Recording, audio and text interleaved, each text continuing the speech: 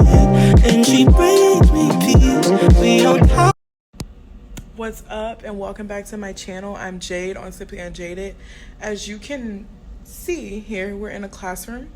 I'm at the library and I'm about to get some work. Yeah, I'm gonna tell you the things that I did last semester that I should not have done, that I could have done better, and things that no one told me, or that I didn't figure out, or that I didn't listen to. So, just some of the things that I kind of wanted to talk about. I'm watching this video, but whenever she told me she was making a video, I was like, well, damn, you know, that's really something that resonates with me, and that's something that I feel like I can make a video about and share my experience with having ADHD and also anxiety, and being a 1L, a law student, and adjusting to this different phase of life. Law school is different in the sense of you feel like you've already been to college, so you're just adjusting to a new type of school.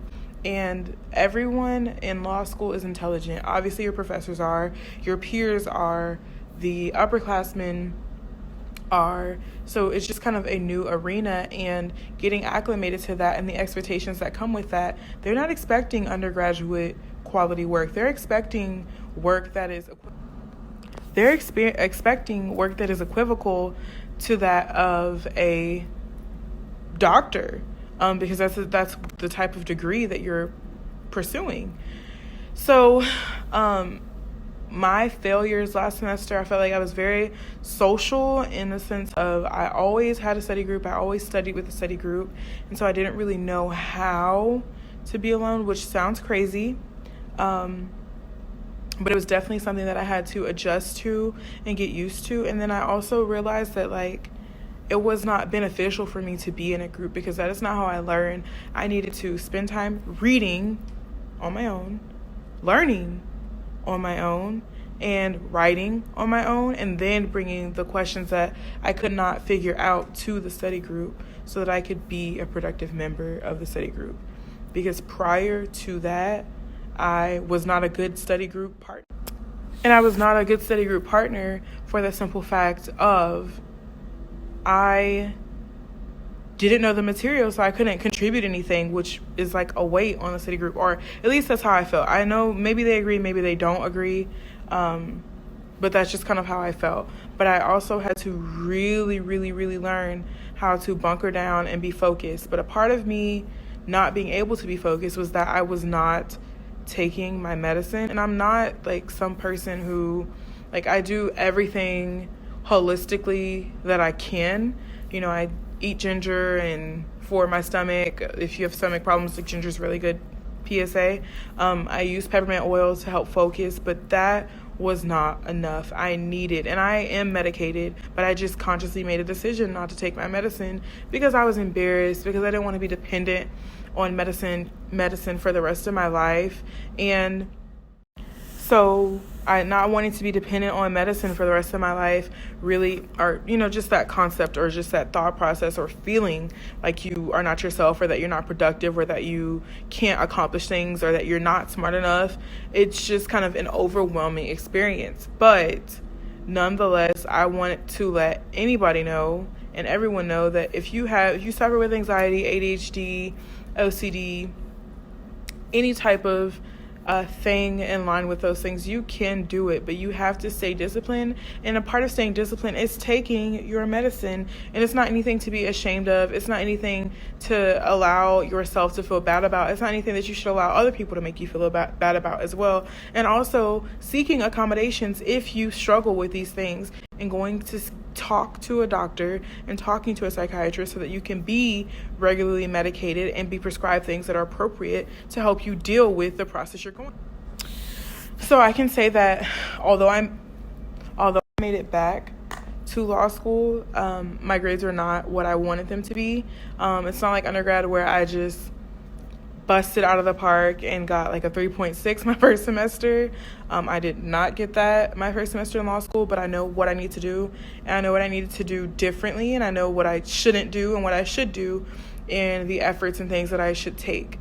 So the first thing that I would say to anybody, whether you deal with ADHD, anxiety, or whatever you deal with, is to be organized, which sounds crazy, but literally everything. I'm going to show you a screenshot of the calendar. All of my assignments that are due per week, I include on my calendar with the deadline and where I need to submit them to. All of my classes are on there. My study times that I am trying to allot to meet my hourly minimum of 60 hours per week. I include all of this on my weekly study schedule, which I do through Google Calendars. And Google Calendars, the beautiful thing about it is it links to your iPhone. So you're able to scroll down when you pull down the home screen. If you want, I can do a screen recording and show you. You pull down your screen and you see, okay, I have legal writing, or I have torts, or I have whatever. Now, with all of that being said, let's get to these books, and I'm going to show you. So tonight I'm doing my homework for the classes that I have tomorrow so that it can be fresh in my mind and I can have done the things that I need to do to be prepared for class tomorrow. And like I said, I typically am switching to reading and getting all my readings done on the weekends, but this weekend I was not productive and I was not able to accomplish all of those things. So I am playing catch up, and I will show y'all how I kind of do things and how I found an increase in productivity, which leads to an increase in grades. Or if you're already doing well, these are just things that will help you continue to be on that path towards excelling and reaching those goals. Also, so I didn't start taking my medicine until November, which sounds crazy. But I didn't. That's the truth. And when I did, I saw a drastic improvement in my clarity and my ability to focus and my ability to be productive. But I also had to remove myself from any outside distractions, which included studying with a study group. If I had any questions, that's what you have TAs for. And not saying that you can't study in a group or that it's not going to be for you. It just wasn't for me because too many people, I get distracted. Any chance that I get to not study and not be face down, hunkered down in my books, I was leaping at and taking the advantage of. And a study group was the perfect segue for me to not be focused. I'm not saying that my study members were not focused, but it just allowed me to not be as productive as I needed to be to achieve my goal of studying a certain amount per week.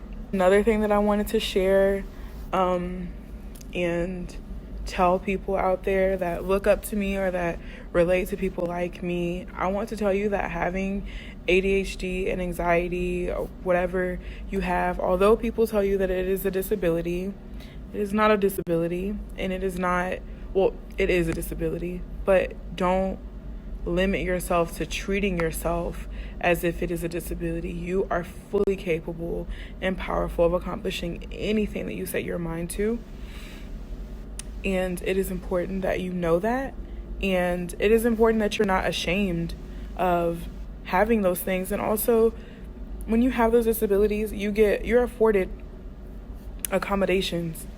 Where I failed and where I dropped the ball at was being so ashamed of having anxiety, because it's such a common thing that people downplay, like, oh, everyone has anxiety. No, everyone may have anxiety, but I'm actually clinically diagnosed and I'm clinically prescribed medication to deal with it. Where everyone else does with their anxiety or whatever really is of no concern and of no consequence to you, but your mental health matters. And I know that it took me a long time to be okay with the fact of having anxiety and with the fact of sharing that I have anxiety, because there's even times where people have told me like, oh, calm down, like it's not that big of a deal because of blah blah blah. Well, as someone who has anxiety and ADHD, I think that I am incredibly attuned and empathetic with my own emotions and how I treat and view other people. So typically, there are times that we all overreact no matter what idiosyncrasy that you deal with. Everyone has the ability to overreact, but telling somebody like, oh, you're overreacting because of your disability, it does hurt your feelings and it does make you feel less than. And I don't think people say it to you with the intention of making you feel less than or making you feel like you are not equal.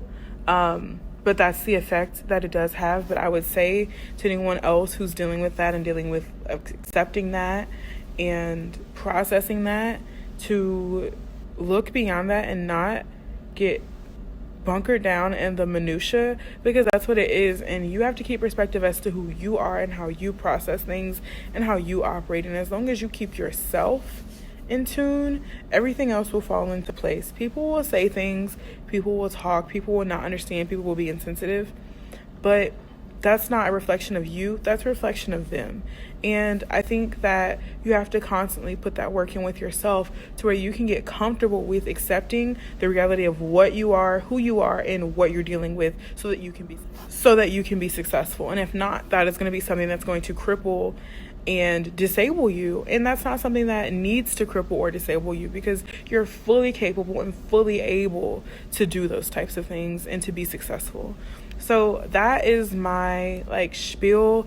Again, a wrap up of the things that I didn't do. I wasn't honest with myself as far as actually having the anxiety and ADHD and being medicated, and seriously taking my mental health, which includes those things, very seriously. It was just kind of something where everyone's overwhelmed in law school, everyone's anxious in law school, everyone has a way of wanting to do things in law school. So this is not, my situation is unique. I'm not unique, but you are unique and you are special in your own way, because of the way that you deal with things and the way that things affect you is different than the next person. And you have to do what you need to do to ensure your success, because everyone else is going to do what they need to do to ensure their success. So you should treat yourself no differently. That is my closing message about dealing with anxiety and not being honest and not getting the help that I needed earlier on, and not admitting to needing that help earlier on, and not using those accommodations and not taking my medicine. I'm sharing all of this, and this is very vulnerable and this is very transparent, but I'm sharing this so that if someone else out there is dealing with the things that I'm dealing with, or if someone else is in law school, looking at law school, and has anxiety, OCD, ADHD, that they know what to do and what not to do, so that they're not in the same situation that I am. Because that's what this whole thing is about. It's about sharing and helping make other people better based off of me going through some of the things that I've gone through, so that you won't have to. And that's why I share. So I hope this is helpful to you and anyone else out there who may or may not be going through these things. If you're not going through these things, maybe this will just serve as something to show you to be a little bit more empathetic and sympathetic and cautious of what you say about people who have disabilities, or people who have anxiety or ADHD or OCD, because I guarantee you, we don't look at it as a person who has it. It's not something that you're proud to say. It's not something that brings you much joy. It's very awkward to say and to seriously have it, because like I said, again, people lessen the effect of it by being passive and oh, everyone has anxiety. No, everyone does maybe suffer from some form of anxiety, but it's not equivocal to being clinically diagnosed and having medicine. So, nonetheless, the message is to be kind, because you never know. Based off of what someone looks like, you would never know what someone's dealing with internally or mentally. So the message here, whether you're a person who deals with ADHD or anxiety or OCD or whatever mental ailment that you deal with, if you don't deal with them, the whole message is to just be kind. Whether you do or whether you don't, just be kind, because you never know. And for the people that do suffer with those things, take care of your mental health. It's not a joke. It's not a game. It can take you out of law school because of grades. And it can take you out of law school because you're in a mental asylum. In law school, it's worth a lot, but it's not worth your mental health and your sanity. So with that being said, we're going to get to the studying, get to our books so that we can be productive and be great. So good, and she brings me